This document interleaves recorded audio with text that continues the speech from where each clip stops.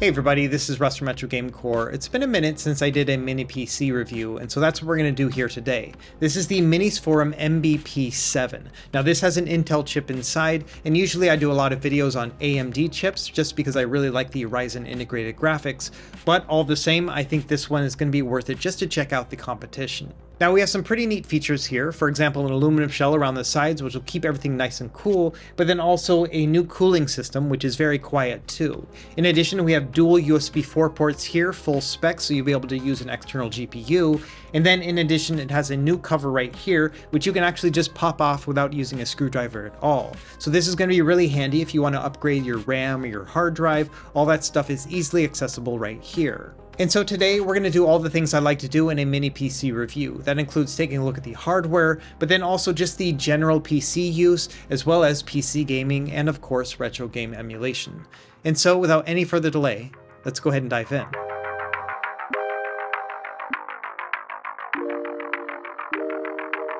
Okay, let's get started with the pricing and specs. Now this case actually comes in 3 different models. The one we'll be testing is the i7-13700H, and this is the most powerful among these 3. For example, the bare bones version of the cheapest one is going to be about $340 or $390 for the i5 version.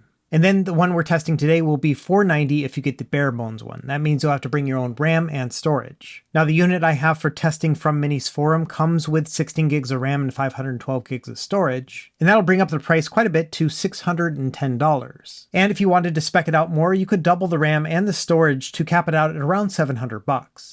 Now let's take a look at the specs. Like I mentioned before, this is an Intel Core i7-13700H processor, and that is a 13th generation processor that came out earlier this year. This one has a total of 14 different cores, so 6 performance cores and 8 efficiency ones. And it has a total of 20 threads as well. In terms of power profile, this has a default 45 watt TDP, but it can be turbo boosted up to 115. Looking at the other specs, this one is capable of DDR5 RAM as well as PCIe 4.0 for the M.2 slot. There's also an additional spot for a 2.5-inch SATA hard drive. In terms of connectivity, we have Wi-Fi 6E as well as Bluetooth 5.2, and this also supports HDMI up to 4K 60Hz, and those 2 USB 4 ports are capable of 8K at 60Hz as well. In terms of the ports and whatnot, we'll go over that when we actually do the unboxing, which is actually our next step. And so here's a look at the box right here, and it's pretty simple, all things considered. Let's have a look inside. Below the PC itself, you'll find a SATA connector. This is going to be for that 2.5-inch drive, and then also an HDMI cable. Here's a look at the power supply. It is rated for 120 watts, and it is pretty big and comes with a barrel plug attachment. Also inside, you'll find some hard drive screws, as well as a VESA mount with additional screws. Now, taking a look at the PC itself, first impressions here is that it feels really nice and sleek. And I think a lot of that has to do with the aluminum casing that's on the sides. And it's a little bit taller than I was expecting as well. Let's take a look at the front, starting with the right side for a change. First, we have our power button and then a CMOS reset button right here on the far right. Then we have a microphone headphone jack. And then we have 3 different USB 3.2 Gen 2 ports. 2 of them are USB-A and the other is USB-C. And finally, I think this right here is actually a microphone input. Now let's take a look at the top like we mentioned before. Now this is made out of plastic, but it also, as you can see, has the space for that 2.5-inch drive. And taking a look inside, we have dual channel DDR5 RAM rated at 4800 MHz. Also inside is our 2230 Wi-Fi adapter, which is rated for Wi-Fi 6E. And then finally up top, we have our 2280 solid state drive. Now this is the first time I've seen MinisForum add active cooling to their solid state drives. And this is a good move right here because some of their other solid state drives on mini PCs have gotten really hot. So I do appreciate the fact that they are addressing the issue right here. Anyway, when we look at the cover right here, you can see there's a piece of tape right here on the bottom. So I'm going to take that off. And unfortunately, it does leave a tape residue as you can see. And this happened with another model that I had worked on previously. We'll address that here later in the video. For now, let's take a look at the rest of the machine. On each of the 2 sides, you can see there's some hefty ventilation. And on the right side, you can see there's a full-on exhaust vent right here. And there's also something similar on the back too. Now taking a look at the components, we have 2 more USB 3.2 ports here on the left, and then we have those 2 40 gigabit USB 4 ports. Next we have those dual HDMI ports as well as dual Ethernet ports. These are both rated for 2.5 gigabits. And then finally we have our barrel plug, more exhaust vents here on the bottom, and then a Kensington lock right here. Not a lot going on the bottom. You can see it's plastic and has the VESA mounts here in the center. And if you want to get further inside, you would have to take off the rubber feet right here to get to the screws. Okay, now going back to the lid and talking about that residue, I have found that the best thing to get this off is actually Clorox wipes. I did have to scrub it pretty hard and for a couple minutes, but after it was done, it came out nice and clean, no scratches or anything. So it's a little annoying you have to do this in the first place. I'm assuming that it probably gets heated up during the shipping process, and so that's why it's so hard to take off. Either way, once you've done that, it will be as good as new. Now for a size comparison, you can see here it's about the same size as 2 blocks of grass-fed butter from Costco.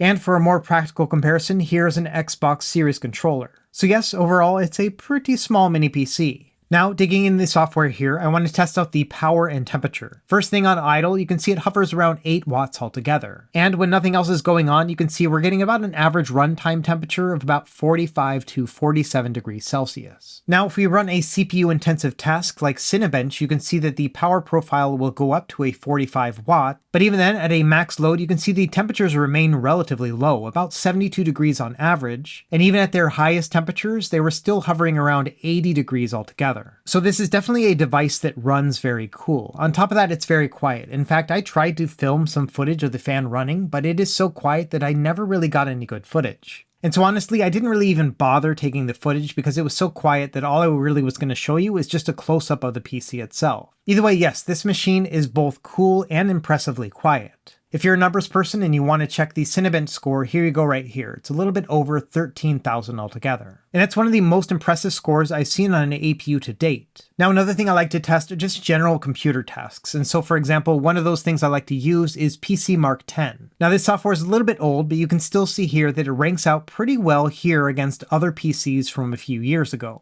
And so a score of over 5,000 here is pretty darn respectable, again, for a device without any dedicated graphics. Now personally, I don't put a lot of stock into benchmark tests. What I like to do instead are practical examples. So for example here, I'm taking one of my older videos and I'm going to put it into DaVinci Resolve and we're going to do some video editing. And so what I'm doing here is I'm taking a longer video and I'm cutting it up a bunch and then moving all the pieces around.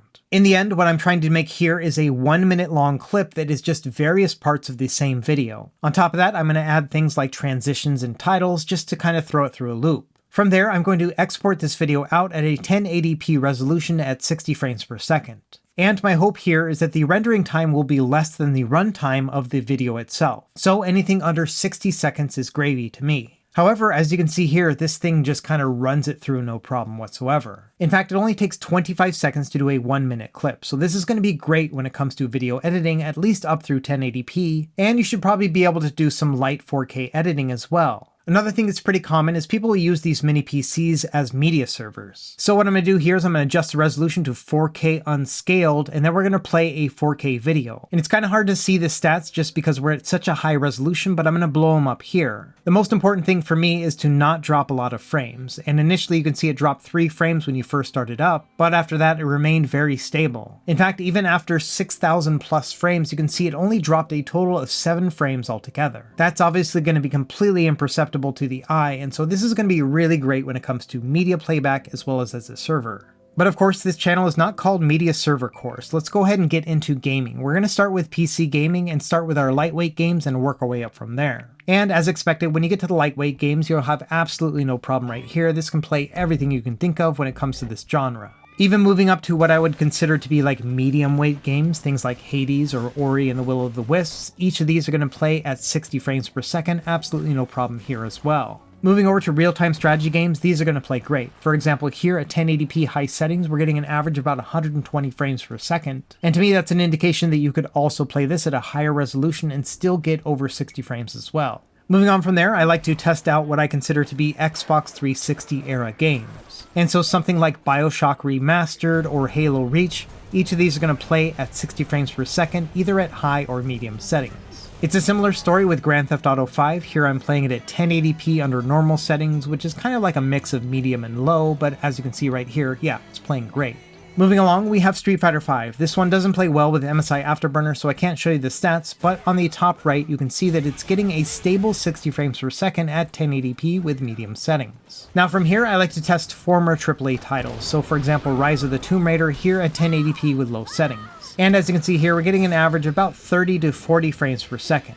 You've got a few options right here. You could lock it to 30 frames per second and be done, or if you wanted a higher frame rate, you could drop down the resolution to 720p, or there's also an option to go to very low settings if you'd rather keep it at 1080p. Either way, this game plays well depending on what kind of factors you want to consider. Moving over to Doom Eternal, I wasn't able to get a stable 60 frames per second at 1080p, but dropping it down to 900p at medium settings was really good. So if you want to have a high frame rate while playing this game, these are probably going to be the best settings you can get. Along those same lines, Control is another game that you can play at 60 frames per second, but it will require you to use 720p and low settings. Personally, I think the stylized nature of this game still looks really good at 720p, and of course if you wanted to play it at 1080p at 30 frames per second, you could totally do that too. Next up we have Destiny 2. Now this one I prefer to have at a higher frame rate, so here we have 60 frames per second at 720p low settings. It's not going to be the prettiest game in the world, but all the same I would totally play it at these settings right here. Alright, and so moving on from there, we're going to try some of the more heavy-hitting games. We're going to start with Elden Ring. As you can see, at 1080p low settings, we're getting an average between 30 and 35 frames per second. And I think this setting is pretty good, but if you want a higher frame rate, you could drop it down to 720p. This is going to give you an average about 40-45 frames per second instead. Personally, I think I prefer to have the higher graphics of the 1080p, but it's all going to be up to you. It's a similar story with Final Fantasy VII Remake. As you can see right here, we're getting an average of about 30 frames per second at 1080p low settings, and I think it looks pretty good here. If you try to drop it down to 720p, I just think it gets way too muddy, and this is a game I like to have look pretty, and so because of that, I do think that 1080p is the best. So when it came to my own gameplay, this is what I kept it at, 1080p low settings, and then I gave it a 30 frames per second cap just so everything was nice and stable. Moving on to Witcher 3, I found that 1080p at low settings was the best set for me. This gave me an average of about 35 frames per second, definitely playable altogether. And it was a similar story with Marvel's Spider-Man. This was a 1080p game that I could lock at 30 frames per second. Every once in a while it would dip down to like 29 or 28 when I was swinging through the buildings, but overall definitely playable. And it's a similar story with God of War. This one I played at 1080p low settings, although I did have to turn on the FSR to quality settings. But even then, for the most part, it played at 30 frames per second. It would drop down to like 28, 27 every once in a while during heavy combat. But other than that, I think it's totally good, and this is the setting that I personally would use as well when playing this game. And I think this is a great sign. If it can play God of War at 1080p low settings with some tweaks here and there, I think it's totally going to be worth it for most PC games to play at least at a good speed. Of course, not every single game is going to play at 1080p. So for example, Horizon Zero Dawn, it kind of gives you an average of about 27 frames per second, and it does bog down quite a bit when you're trying to play it at 1080p. However, if you drop it down to 900p, same low settings right here, you will get a stable 30 frames per second. It's not quite as pretty as 1080p, but all the same, if you're looking to play this game, this isn't a bad way to go. Okay, that's it for PC game testing. Let's move on to emulation. And because this is so powerful, we're just going to start at GameCube and work our way up from there. And when it comes to GameCube, I'm just going to set it to a 3x or a 1080p resolution. And I found that every single game played at full speed, no matter what game I tried. So for example, F-Zero GX, absolutely no problem. Same thing with Rogue Squadron 2, which I consider to be one of the hardest games to emulate on GameCube. So if this is running at 1080p 60 frames per second no problem, then every GameCube game is going to be great. And it's a very similar experience with the Nintendo Wii, again with the same Dolphin emulator but at a 3x resolution. And here you can see Super Mario Galaxy running great, and same thing with Tatsunoko vs. Capcom. Now with those big special moves, you will get a little bit of a hiccup with the frame rate, and sometimes just a tiny bit of stuttering with the audio too. But honestly, the longer you play this game, the more shaders will cache, and so that will just kind of go away over time as well. Another system that uses shader caching, which can slow down things initially, is going to be Nintendo 3DS. But even then, I found that at a 3x resolution, this was perfectly playable for just about every game I tried. You will get a stutter here and there when those new shaders pop up, but all the same, I still think it's a really good experience at 3x. Next up we have Nintendo Wii U, and this one actually did really well on this system. In fact, it played so well that I found that most games could upscale to a 1080p resolution. So for example with Mario Tennis Ultra Smash, yeah, it looks great and this is upscaled. Now something like Wind Waker HD already runs at a 1080p native, but yes, this one plays perfectly fine as well. And of course the hardest game to emulate on this system is going to be Legend of Zelda Breath of the Wild. And on this one I found that a 720p native resolution with a 60 frames per second cap was basically the sweet spot. It definitely would dip under 60 frames per second, sometimes as low as maybe 55, but even then, if I didn't see the stats, I wouldn't even notice that at all. I found that basically anything over 40 is going to look and feel really good, and so this one, yes, definitely is playable here on this machine. Finally, keeping in line with Nintendo systems, let's check out Nintendo Switch. We're going to start here with Mario Kart 8 Deluxe. And each of these games I'm going to be playing in docked mode, and as you can see here, this game is playing at full speed. This is also one of those that will stutter here and there when shaders are compiling, and so it is one of those factors that the longer you play the game, the better it's going to be. This is one of the reasons why I like to test the very beginning of these games before any of these shaders have compiled, and as you can see right here, yeah, they're all playing great. Even Super Mario Odyssey, one of the harder games to emulate, can play in docked mode. You'll see in this footage there is a little bit of stuttering here and there when I do something new, for example when I smash my first box, but then after you smash the second box you won't have that stuttering at all. So I would say that most Nintendo Switch games are going to be perfectly playable on this machine as well. Okay, so that's it for Nintendo systems. Now let's move over to the others. We're going to start with Sony, and we're going to start here with Sony PS2. And this one is an identical experience to the Nintendo GameCube. Basically, all I did here is just ran the latest nightly version of PCSX2, and then I just set it to a 3x resolution and let the machine do the rest of the work. And it turns out that no matter what I threw at it, it played at a full 1080p resolution. That's going to include some of those harder to emulate series like Ratchet & Clank and Jak and Daxter. I found that each of these played perfectly fine at a full speed, and same thing with God of War 2, we're at 1080p and it's still running at a full frame rate. So again, this is an indication to me that every PS2 game is going to play just fine. There may be one here and there that you have to drop down to 720p, but all the same, all of them are at least going to be upscaled. Another system I was interested in testing is PlayStation 3, because we have so many cores and threads I thought this one would play pretty well. And yeah, it turns out that this one does very good, including the easier to play games like Dead or Alive 5, but even some of the harder ones like Devil May Cry. Now you will see some pop in here and there, and that's because the shaders are initially compiling here, but the fact that we're not seeing slowdown when all of this is happening is a very good sign. If we take one of the really hard games to emulate like Ratchet & Clank Quest for Booty, you can see here it doesn't quite get 60 frames per second, but I would say you're getting an average of about 50 frames per second overall, and it's going to feel very, very good. Basically anything over 30 is going to be gravy with this game in particular, and it does it very easily. So from my assessment, I think this is going to be a very capable PS3 emulation machine. And finally, I want to test a couple Microsoft systems. We're going to start with the original Xbox. Here I am running at a 2x resolution, and I'm seeing a little bit of performance dips right here. If you look at the video debug window here on the center left, you can see that it will drop below 60 frames per second. And so here in Windows, I would not consider this to be a very good Xbox emulation machine. In fact, for most of the other games, I did have to play them at a native resolution. And unfortunately, it gets a lot worse when you try to do Xbox 360 emulation. I'm not really sure what's going on here because other mini PCs at around this price point from AMD CPUs seem to do a lot better. But as you can see here, I'm getting an average of about 7-8 frames per second with Crackdown, and other games had a lot of graphical issues, including Vanquish. This one played at about 13 frames per second, but was totally unplayable because I couldn't see what was going on. So I would say among all the systems that I tested, only Xbox 360 is the one that I would consider to be unplayable. And of course, Windows is not the only way to play retro games, so we're going to switch over to Linux next. To do that, I want to go into the BIOS first and just double check that I can boot from a flash drive or an external drive, and sure enough, yes I can. So what I'm going to do is I'm going to load up a custom operating system onto a flash drive and then boot it directly here. Once I've changed over that boot order and then reset the device, I'm going to boot into Batocera. This one here is focused on game emulation and has a really nice graphical user interface. And one of my favorite things about Batocera is that it emulates the original Xbox very well. And so for example, let's jump back into Dead or Alive 3, but this time at a 3x or 1080p resolution. And even then, I chose one of the hardest stages to emulate. This one will always bog down if the emulator is not working well. But as you can see here, we're getting a very stable frame rate. And it was the same experience with other Xbox games that I tried. So if you do want to try original Xbox games at a higher resolution than what we got on Windows, you can totally do this within Batocera. So for me, that's a great indication that if you wanted to use this as a dedicated Batocera machine to emulate all the way up through Wii U as well as original Xbox, it's going to work great. And then finally, one other thing I wanted to test was just regular old Linux. And so here we're going to boot into Zorin OS, and I just want to verify here that yes, it'll boot into Linux and no problems here. So if you want to use this machine as a dedicated Linux option, it will definitely work in that regard.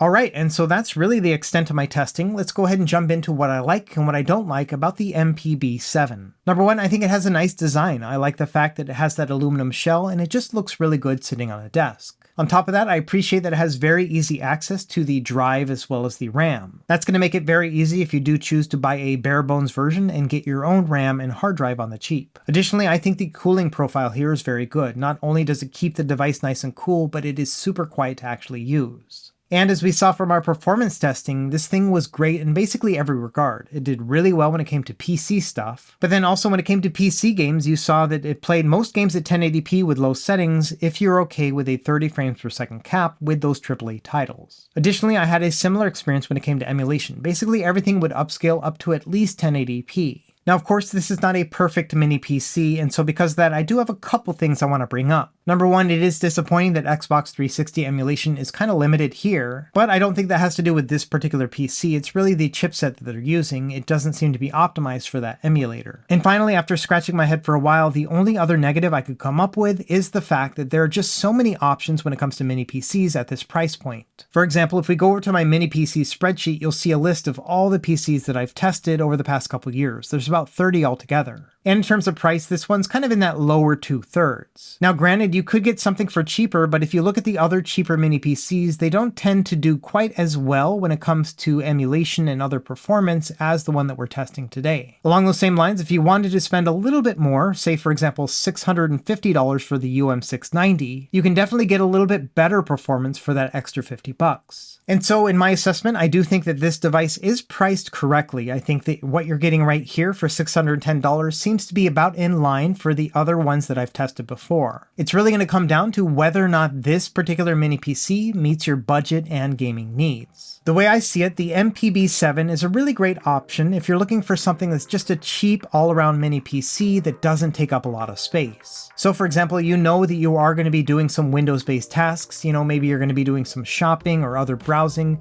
maybe even a little bit of music or video editing too. I think it's all going to work really well with this machine. And then of course on top of that, you can do all sorts of gaming, all the way up to AAA titles as long as you're willing to make a couple cuts when it comes to the settings. And then of course game emulation all the way up through PS3 and Nintendo Switch are really great on the MPB7. So I think if you're not interested in building your own PC and you want something very small and you're good with this price, I think it's going to be a win. Either way, let me know what you think down below. In terms of mini PCs, is this the one for you, or are you waiting for something else? And I'll leave a link to my spreadsheet in the video description below in case you want to do a little bit more shopping for yourself. As always, thank you for watching, and be sure to like and subscribe if you found this helpful, and we will see you next time. Happy gaming.